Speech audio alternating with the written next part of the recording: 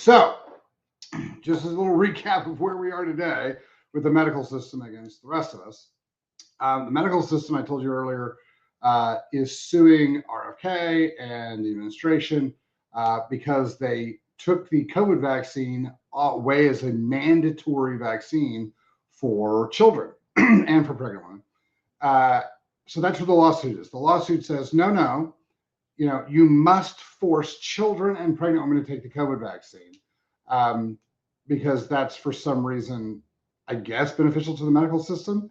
So that's where that lawsuit is. And then the secondary lawsuit from the American Association of Pediatrics, which is a big union that all the pediatricians are in, is also suing to remove all non-medical exemptions from any vaccine ever. So what they're trying to do is they're trying to say you can't object to any vaccine ever, and you have to give the kids the COVID vaccine multiple times throughout their childhood, starting with the women when they're pregnant. This is the lawsuit we have going on right now. So, and I have tried real hard. I think that if you go back and you look at all the things I've said to say that, this isn't the medical doctor's fault. The medical doctors are great people. They were just lied to. I get it to a degree because they went to medical school and they were lied to the entire time and told that, polio and, Hep B and, all these the MMR, like all these things, if kids don't get them, they're going to die. All these things that they were lied to and said they're totally safe and no one's ever been hurt by them ever, which is a lie. But they believe it. And okay, cool. Like, I get that. We've got some re-education to do. Any doctor who vaccinates a child for with the COVID vaccine, at this point in time, I'm just going to go ahead and say is a terrible person. We saw the world, for a while without the COVID vaccine, and then we saw the world with the COVID vaccine. We watched people literally die on camera as they got the injection. We watched comedians talking about it and die on stage. We've looked at all the people who've had the heart attacks and the strokes. We looked at the giant number of increase in myocarditis in children and athletes and stuff like that, like 5,000-6,000% increase. Like, this is a massive, massive, obvious issue that the COVID vaccine is not only does it not work, it's admitted that it doesn't work. It doesn't prevent COVID. It doesn't reduce the symptoms. It does nothing beneficial as far as COVID goes. And it has this giant list of things, including stillbirth, miscarriage, death, sudden adult death syndrome, which is SADS, which is SIDS as well. We have all of these massive issues with it. And yet our medical system is now saying, no. We should force all babies to take it, and we should force all pregnant women. Now, again, remember, you can Google this. The rates of miscarriage, the rates of stillbirth, where the baby dies in utero, there's something wrong with the baby dies. These two went up massively with the COVID vaccine.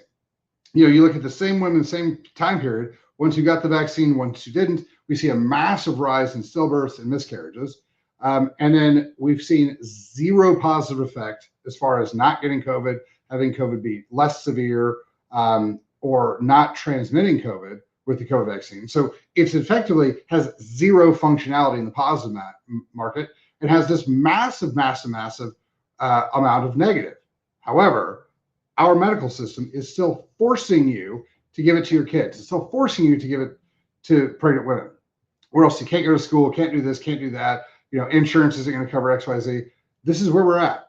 And so when people are like, I don't know, maybe the MMR is good, maybe it's bad, I don't know. Like the medical system really wouldn't do anything that's, that's going to hurt us this bad. Yeah, they are. Like you now have to argue that the COVID vaccine is both safe and effective. You actually think the COVID vaccine decreases your chance of getting COVID and doesn't have any negative side effects. That's what you have to argue for you to be like, no, the medical system is right in this category. So this kind of brings me back to my whole point. Like in Texas right now, they're voting to remove the access to any type of cannabis product, any type of THC product, any type of hemp product, anything that might have any, anything in there, because they said they're super dangerous. They're not. Like I did a TED Talk on this. If you're going to say the standard is alcohol is safe, cigarettes are safe, That's our line. That's our limit. Like alcohol and tobacco are safe. Anything that's more dangerous than this, you can't have. Well, then cannabis would definitely be legal because it's safer than alcohol in a variety of ways. What's going on right now is that we're letting the government tell us what we can put in our bodies and what we can't put in our bodies, which then allows the government to think that they have the authority to tell us what we have to put in our bodies. So this is where this is all going. This is where this is. And so this isn't necessarily like, I don't care. If you want to go take the COVID vaccine, knock yourself out. I think you should have that right. I think it's stupid. Now, we never tell anybody to do it. But if you want to do it, I will think you should have the right to go do it because it's your body and you can do whatever you want to with it. However, the government doesn't feel that way. And that's one of the big issues we've kind of gotten into. And this is where I think COVID really should have brought out was who owns our bodies? Who can tell us what we have to do and what we can't do with our own bodies? Because right now the government thinks they own your body. They think that they can dictate what you have to put in it, what you can't put in it, and that type of thing. So that's a thing that I think we should all kind of step back and look at wait, you're telling me that alcohol is safe, cigarettes are safe, tobacco, cigarettes are safe, but it's such a risk to my health using cannabis that I can't have access to it. And if I do find it and I do hold on to it, it's worth 180 days in jail because it's so dangerous to me that you have to protect me from me by putting me in prison for 180 days. Okay. All right. That's where Texas is at right now with cannabis. But that's also where we're at with all the vaccines. Everybody's coming out and being like, oh, well, you have to do this or you can't go to school. Why? Why? Because here at the end of the day, if the vaccines work the way that everybody says they do, the way the medical system says they do, that person is now completely immune. Once you've taken the vaccine, you can't get polio. You can't get hepatitis B. You can't get COVID. You can't get these things once you've had the vaccine. So why does everybody have to get vaccinated? Wouldn't we just see the kids who got vaccinated are healthy and safe and the kids who didn't aren't? Well, why can't we do that? Because they were all herd immunity, like they made this up. Like when you start looking at practices, and I realize that this information has not come out yet, and so it's just because I have access to information other people don't. Because I have friends who are running these practices.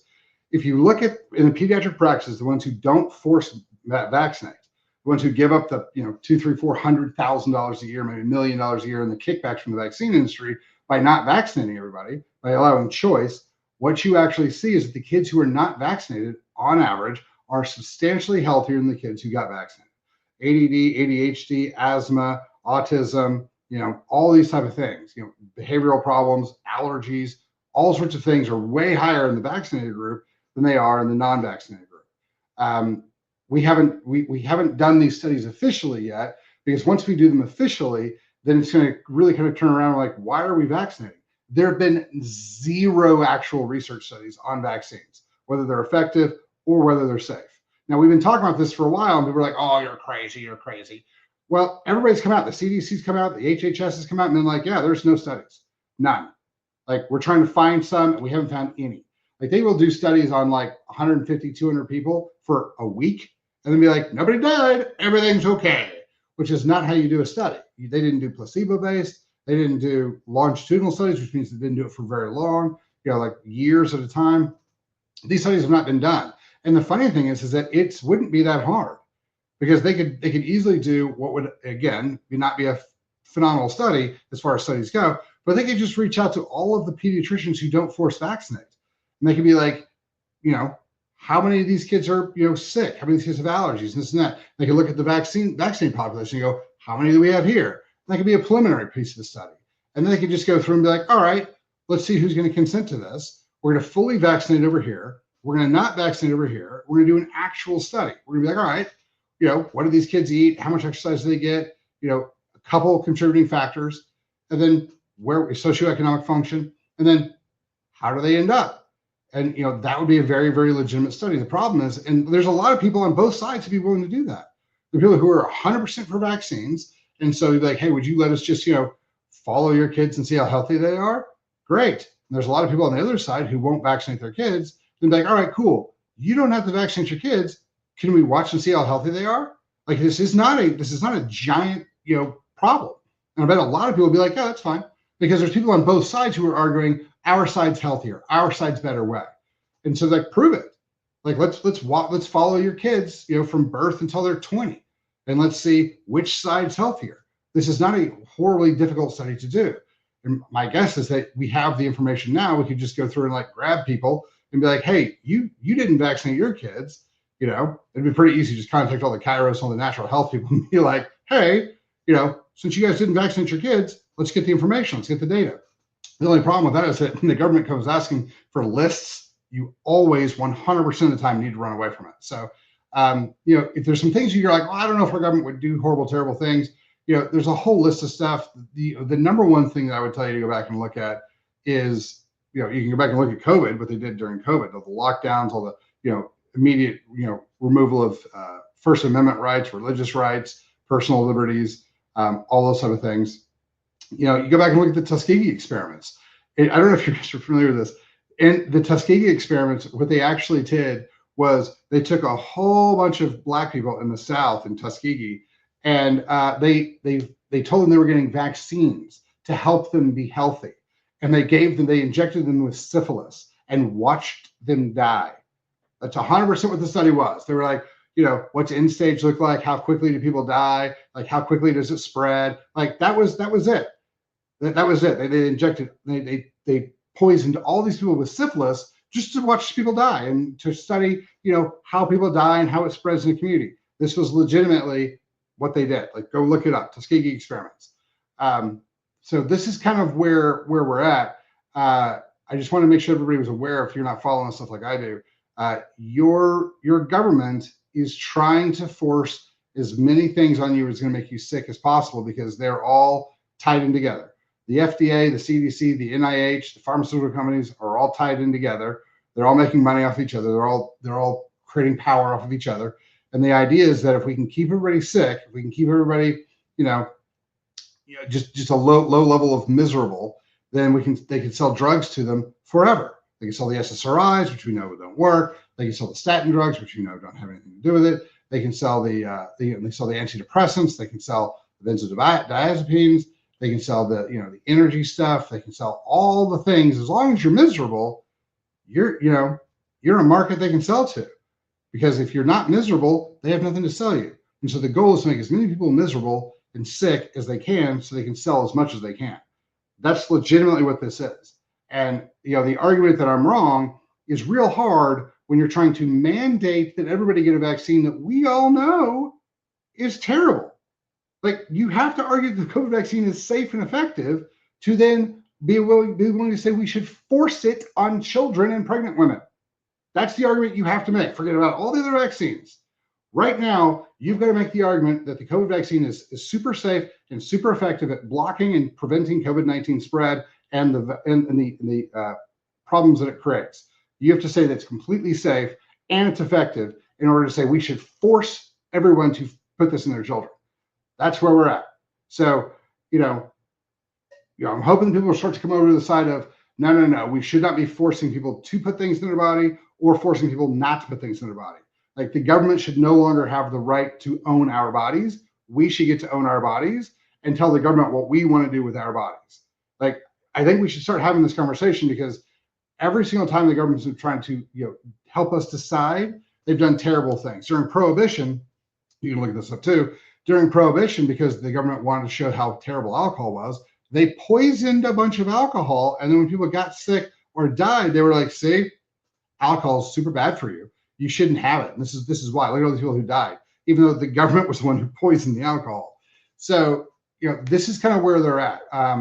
The big thing in Texas, the reason why they're pushing so hard, and the reason why they're telling everybody that cannabis is going to kill you and it's terrible and it's horrible, even though it's not, is because they're getting money from, they're trying to protect alcohol and tobacco and medical cannabis.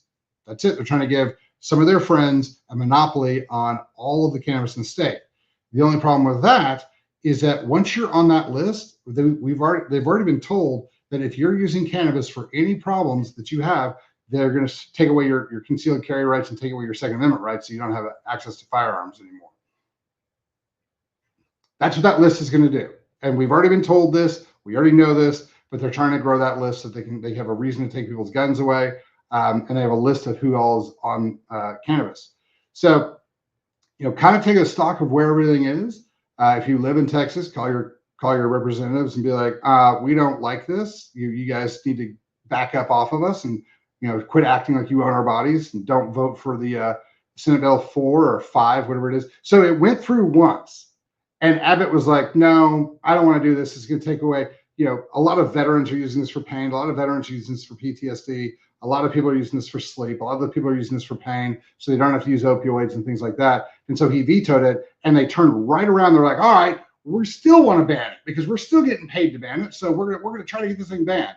So that's what's going on. Your rights are being taken away from you. Your body is being handed over more to the state, not to you, because the politicians in Texas are getting paid off to do it. So go check, go see who's, Dan Patrick and those guys, major donations from all the alcohol and tobacco groups. Medical cannabis is giving a whole lot of money to this as well. So, that's where we're at. So, just as an FYI, if you guys are not a little bit angry about that, start figuring out what's going on, because you cannot make the argument that the COVID vaccine for babies is beneficial to babies in any way. And you can make the argument real easily that the COVID vaccine is highly dangerous to all people, babies, mothers, everybody. So that's kind of where we're at on this fight. If you guys are looking to join the fight, get in, spread this, send this message to everybody. Make sure they start looking this stuff up and they start becoming aware of what our government's trying to do to you. Anyway, you guys have a fantastic day. Thanks for your time. Talk to you later.